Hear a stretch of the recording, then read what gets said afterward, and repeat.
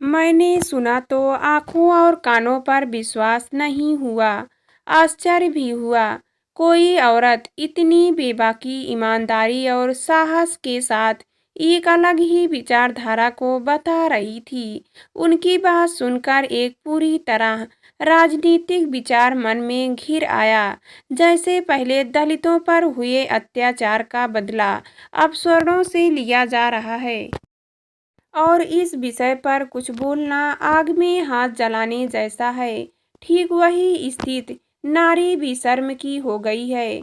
सिर्फ औरतों के पक्ष में बोलिए, सारे पुरुषों को दोषी ठहराओ। सिर्फ बेटी को अच्छा बताओ, बेटी की बखिया उखेड़ो। अवसर था एक समाज सेवी संस्था परिवार द्वारा आयोजित परिचर्या में भाग लेने का।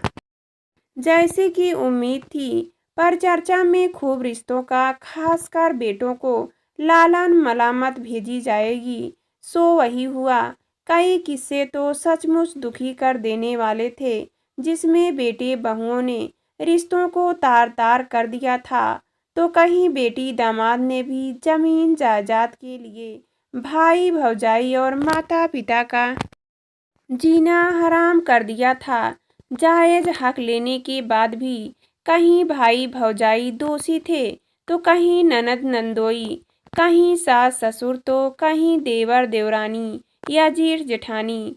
मैं सभी विचार सुन रही थी, पर चर्चा अपने चरम पर थी और हर उम्र की महिला पुरुष बात पर सहमत नजर आए कि बेटे तो सारे नालायक हैं और सारी बेटियां सयानी। गोया की चर्चा का रुख तो कुछ इस कदर एक तरफा हो गया कि अगर उनका बस चलता तो वे इस दुनिया से बेटे नाम का जीव ही लुप्त कर देते।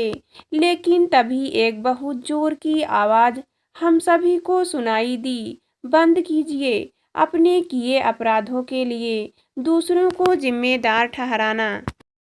सबने एकाएक चौंक कर देखा तो एक 60-65 साल की संभ्रात महिला मंच पर आ चुकी थी और अपनी रौबदार आवाज में सबको डपट चुकी थी। मेरी तरफ मुखाबित हो कहने लगी, मैं कुछ कहना चाहती हूँ। मैंने कहा, अवश्य। तो वे कहने लगी, बहनों, शायद आप सभी मेरी बात से सहमत न हो, लेकिन आप सब के विचार सुन मैं बड़ी दुखी हुई। एक तरफा सोच, सारा दोष एक ही मत थे। मैं आप सब से लेकर एक प्रश्न पूछना चाहती हूँ कि कोई एक उदाहरण बता दीजिए सकी किसी कुंवारे लड़के ने अपने माता पिता को छोड़ा हो या उन्हें वृद्धा आश्रम का दरवाजा दिखाया हो। फिर क्या कारण है कि शादी के बाद ही ऐसी स्थिति आ जाती है कि उसे इसे निर्णय लेने पड़ते हैं। कई बुजुर्ग महिलाओं ने अपना तमत माया जवाब तैयार रखा था, लेकिन उस संभ्रात महिला ने कहा, नहीं नहीं बहन जी, मैं कोई एक तरफा सोच लेकर नहीं जीती। मैं केवल सास को या केवल बहू को दोषी नहीं ठहराऊंगी, मैं तो समस्या की जड़ पर बात करूंगी। मैं तो आपसे दिल पर हाथ रखकर एक बात पूछना चाहती हूँ कि क्या हो जाता है शादी के बाद। थोड़ा रुक कर बोली, चलिए जवाब मैं देती हूँ। शादी के बाद औरत कभी सास के रूप में, कभी बहू के रूप में, कभी ननद के रूप में, कभी पत्नी के रूप में ऐसी परिस्थिति पैदा कर देती है कि एक साथ रहना दूभर हो जाता है और ठिकारा फूटता है। पुरुष के सर आप सब कहते हैं बेटियां अच्छी होती हैं। मैं भी यही कहती हूँ कि बेटियां तो सभी अच्छी ही होती हैं, लेकिन क्या वही बेटियां अच्छी सास, अच्छी बहू, अच्छी पत्नी भी होती हैं?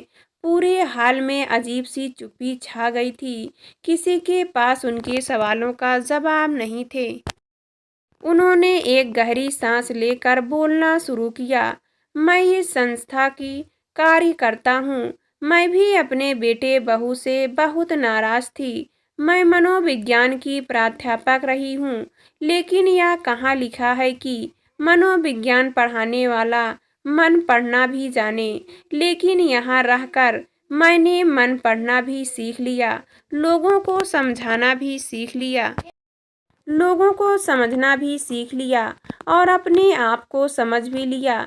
मेरे बेटे बहू दोनों बहुत अच्छे और संस्कारी थे, लेकिन मेरी उनसे अपेक्षाएं इतनी अधिक थी कि वे जो भी करते मुझे कम ही लगता।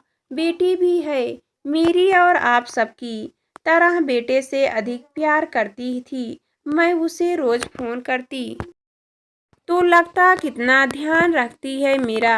वही मेरी बहू दिन रात साथ में रह मेरी सेवा करती तो भी उसके हर काम में मीन मीख निकालना मेरा अधिकार था।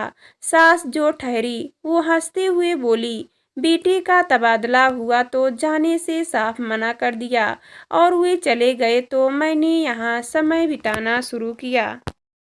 जब सबसे बात की तो पाया कि परिवार टूटने के मूल में है महिलाओं का आपसी सामंजस्य का अभाव, घर की महिला का खराब स्वभाव और रिश्तों में अत्यधिक अपेक्षाएं। क्या मैं गलत कह रही हूँ? महिलाओं में जितने कलेश होते हैं वैसे पुरुषों में नहीं होते। यहाँ रहने वाली हर महिला से जब मैंने बात की तो सब यही कहती पाई गई कि मेरा बेटा तो संस्कारी है, लेकिन बहू बहू को यह कहते पाया कि ससुर जी तो बहुत अच्छे हैं, लेकिन सास वैसे ही। नंदोई देवर जेठ तो स्नेही हैं, लेकिन क्रमशः ननद देवरानी या जेठानी कलह की साक्षात प्रतिमा। कहीं कहीं तो घर टूटने का कारण बहू की माताजी भी रही। अब पढ़ी लिखी समझदार तो मैं थी ही और न्याय प्रिया भी। इतनी अकड़ू भी मैं नहीं कि सच को प्रत्यक्ष देखकर भी नाकार दूं। तो अब आप मुझे बताएं कि इन सब अच्छी और संस्कारी बेटियों को ससुराल में क्या हो जाता है कि परिवार बिखर जाते हैं।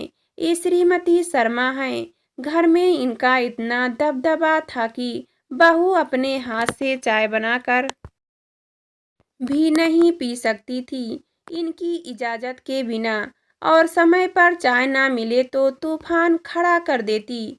लेकिन यहाँ हर नियम के तहत चलती है तो क्या थोड़ा सामंजस्य घर में नहीं बना सकती है? यह बहू रानी सविता यहाँ तो समाज सेवा के नाम पर हर काम में आगे, लेकिन घर का काम और सास ससुर का साथ बंधन लगता था। पति को बच्चे को छोड़ यहाँ रह रही है, कहती है जब तक अलग नहीं होंगे घर नहीं जाऊंगी। सत्या की तरफ देख बोली, बेटा जो घर के लोगों की सेवा नहीं कर सकता वह समाज की क्या सेवा करेगा? यानी तुम मायके के प्रति पूर्ण समर्पित पर ससुराल के नाम पर बिच्छू काट लेता हो। इसे दुनिया कि सबसे अच्छी जगह इसका मायका और सबसे बुरी जगह इसका ससुराल।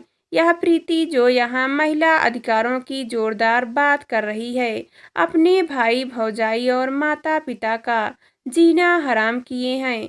खुद बहुत अमीर हैं, पर गरीब भाई से हिस्सा लेने के बाद भी कलह का कारण है। यह श्रीमती दीक्षित है। बहू बेटे पर पूरा कंट्रोल, पर अपनी बेटी बड़ी को ससुराल से अलग होने के तरीके सिखाती रहती है और छोटी बेटी के लिए सास ननद न हो ऐसा घर ढूंढ रही है। कहती है झंझट वाला घर नहीं चाहिए, न रहेगा बांस न बजेगी बांसुरी।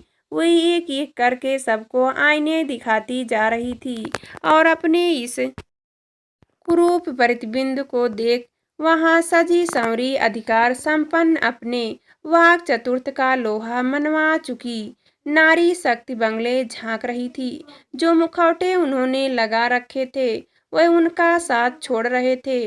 वह फिर बोली, हिस्सा का दहेज जैसी बुराई का भ्रम हत्या का घरेलू हिस्सा का खुलकर विरोध करो, लेकिन परिवार को तोड़ो मत। मिलकर बुराई का विरोध करो, लेकिन सारे पुरुष सारे बेटे सारे भाई कैसे बुरे हो सकते हैं?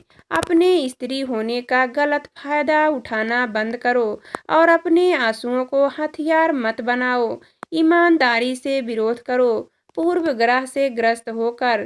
केवल पुरुष मात्र का नहीं, एक औरत जो मानसिक हिस्सा करती है, उनका विरोध करने का साहस भी रखो। पानी पीकर बोली, बहनों, मैं आप सबसे सहमत हूँ। औरत बहुत ताकतवर होती है।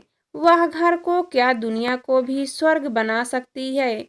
लेकिन यह सच भी है, जो घर नरक बने हैं, उनकी जड़ में भी किसी न किसी अच्छी बेटी की जिद या अहंकार ही रहा है। मैंने देखा कई है कि आंखों में गलीन और पश्चाताप के आंसू गिर रहे थे। इन आंसुओं ने कितने के पूर्वग्रहों को धोया, यह मैं नहीं जानती, लेकिन यह एक कड़वा सच है जो कई की आंखें खोलने वाला था।